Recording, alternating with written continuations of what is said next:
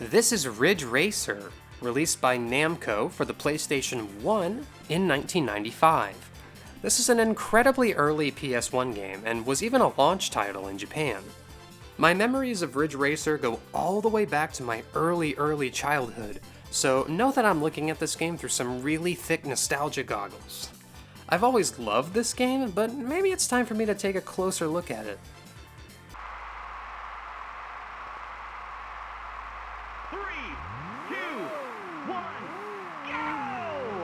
Ridge Racer is a very straightforward driving game. You drive fast cars around a windy track and try to be faster than everyone else. There's no nitro boost, no slipstreaming, no items or weapons, just some good old driving on your good old PlayStation. However, this does not mean that Ridge Racer is trying for a realistic driving experience. Far from it. Your car is a wild child that takes no damage and only loses traction when you tell it to. It's kinda nutty. Let me throw some numbers at you. 13 cars to choose from, one of them is super secret, 6 songs to listen to while you drive, and 1 track to drive on. This track has both a short and a long configuration, and it can be driven, backwards or mirrored, but you'll be looking at the same stuff and taking the same turns no matter how you play. And you might be thinking that only having 1 track is kinda disappointing, but, yeah, it is. It wasn't a huge deal back then, but coming back to it 25 some odd years later, you might be a little surprised that they only gave you 1 track to drive on. Granted, it's a really cool track. It's an original Namco design, with a nice variety of corners and things to look at, and after all this time, I still enjoy taking laps around it every so often. Like I said though, there's big childhood nostalgia at play here, but just, bear with me. So, let's get down to business. You do one thing in this game, and it's drive. How does it feel to drive? It's important to note that Ridge Racer was originally an arcade game that got ported to the PlayStation. As such, I feel like they designed these cars and the way they handle to be easy to pick up on your first or second race. The steering feels responsive, and the cars feel real low to the road, almost like F1 cars. They're very grippy and smooth, and you can feel the heaviness of the car when you throw it into a turn. These controls work surprisingly well for a game made before analog sticks were even a thing on the PlayStation. This game is fast, and you don't have to take the speedometer's word for it. It feels fast.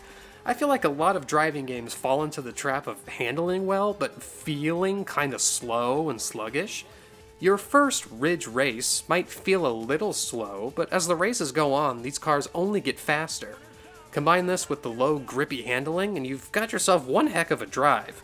Don't even get me started on the secret car with its maxed out speed stat.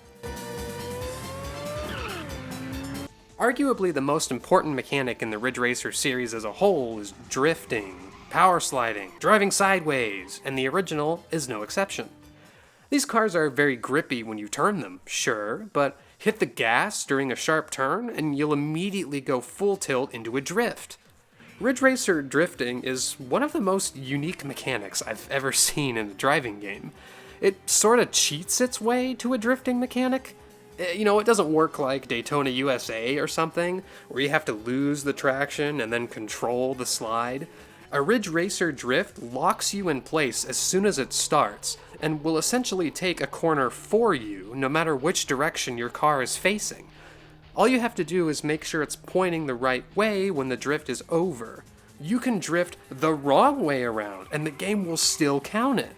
You can spin in circles while driving in a perfectly straight line. It's madness. And when you get the hang of it, that's when the game really opens up. Namco didn't care about creating a realistic physics engine here. They were just trying to keep you moving, even if you slammed into a wall or took a turn without slowing down. Everything here feels designed to keep the action fast, and I really appreciate that. I also like the way Namco handled AI cars in these early driving games. The other cars on the track will always drive perfectly, and they won't deviate from their racing line no matter how hard you slam into them. But they're slow. And this means that if you too can drive the track well without hitting too many things, you'll pretty much always win. This is rewarding the player for learning the track and getting better at driving in this driving game. The bots won't usually get unfair speed boosts or anything like that to keep them in the race, but they will instead be happily outplayed. Except for the secret car, but it's supposed to be super tough and super secret, so I guess whatever. I'll let them have that one.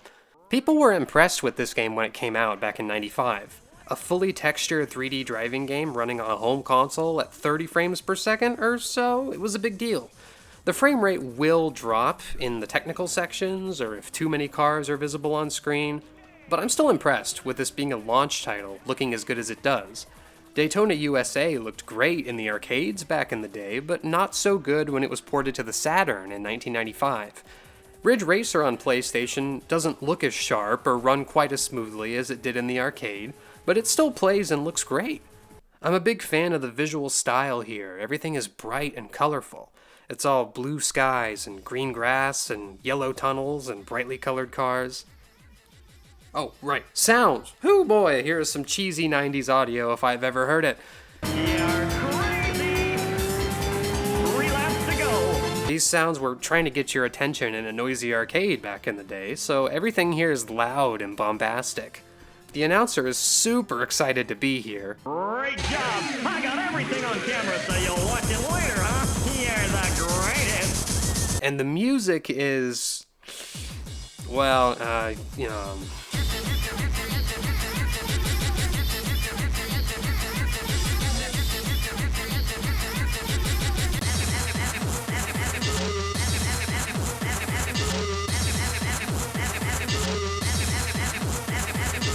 it's really loud and really cheesy. But to be fair, some of these songs have grown on me quite a bit over the years. Just, be ready. So that's Ridge Racer on PS1. I love it, but I can see why people might not be impressed by one track and some weird power sliding mechanics.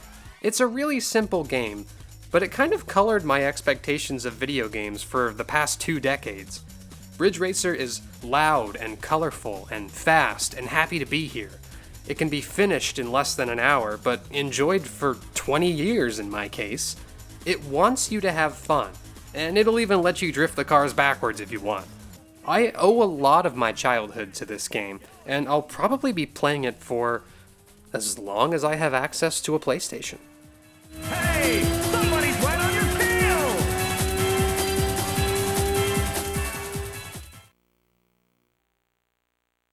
If you're interested in buying a copy of this game, there's a ton of them, and they're cheap. As of late 2020, when this video was made, loose copies are going for around $6, and complete copies are going for around $15. Get a long box copy if you can, because they're cool.